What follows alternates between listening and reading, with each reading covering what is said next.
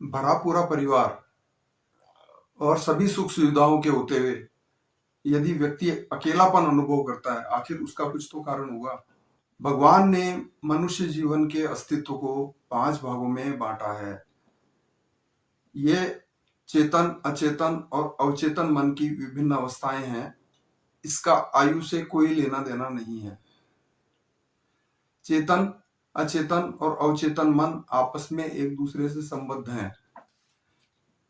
पहली अन्न अवस्था, दूसरी प्राण अवस्था, तीसरी मन अवस्था, चौथी विज्ञान अवस्था और पांचवी आनंद अवस्था कहलाती है।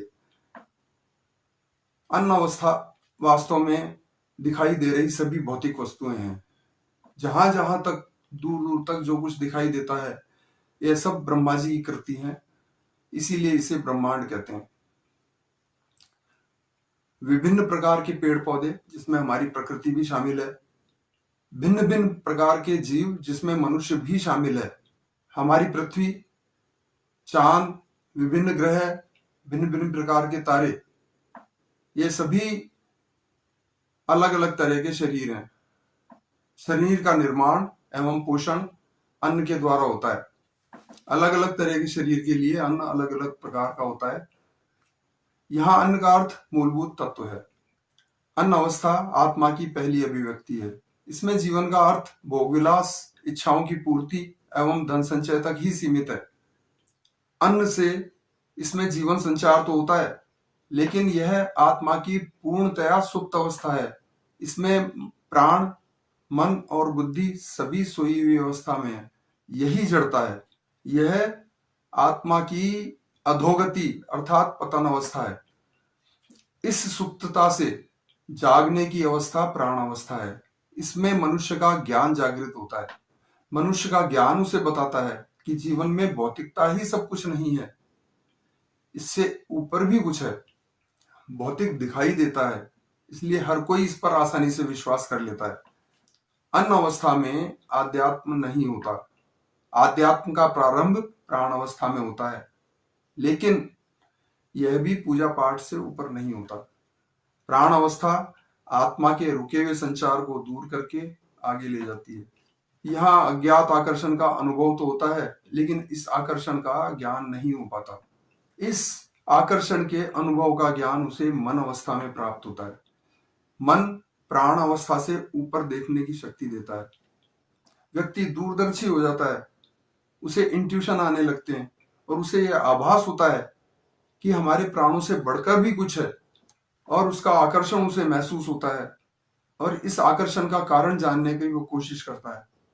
यह ठीक वैसे ही होता है जैसे कोई छोटा बच्चा भीड़ में कहीं खो जाए और वह भीड़ के हर व्यक्ति में अपने माता पिता को खोजे। अंततः खोज कर वह थक जाता है। प्राण अवस्था में भी भौतिकता का अंश अधिक है, इसलिए वह इस आकर्षण के कारण को भौतिकता में ढूंढने की कोशिश करता है।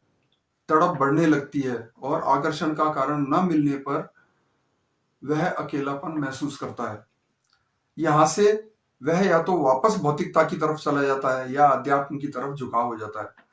आध्यात्म की तरफ आगे बढ़ने पर आध्यात्म का विज्ञान उसे समझ में आने लगता है, इसलिए यह विज्ञान अवस्था कहलाती है। अन्न अवस्था में आध्यात्म नहीं होता। प्राण अवस्था में मनुष्य का ज्ञान जागृत होता है। मन अवस्था में मन जागृत होता है। विज्ञान अवस्था में मनुष्य की बुद्धि जागृत होती है। यहाँ मनुष्य का ज्ञान, मन एवं बुद्धि उसे बताते हैं कि उसके आकर्षण का कारण क्या है। यहाँ उसे ये समझ आने लगता है कि उसका कोई अंश और भी है जो उसके आकर्षण का कारण बनी हुई है। यहाँ मनुष्य का विवेक जागृत होता है जो उसे आनंद अवस्था की तरफ ले जाता है। यह अंतिम अवस्था है जो मुख्य अंश ईश्वर से मिलाने की सीढ़ी है।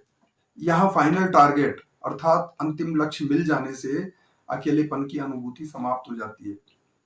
इस ब्रह्मांड में जीव के 84 लाख योनियों के अंदर भटकने के बाद मोक्ष की प्राप्ति होती है।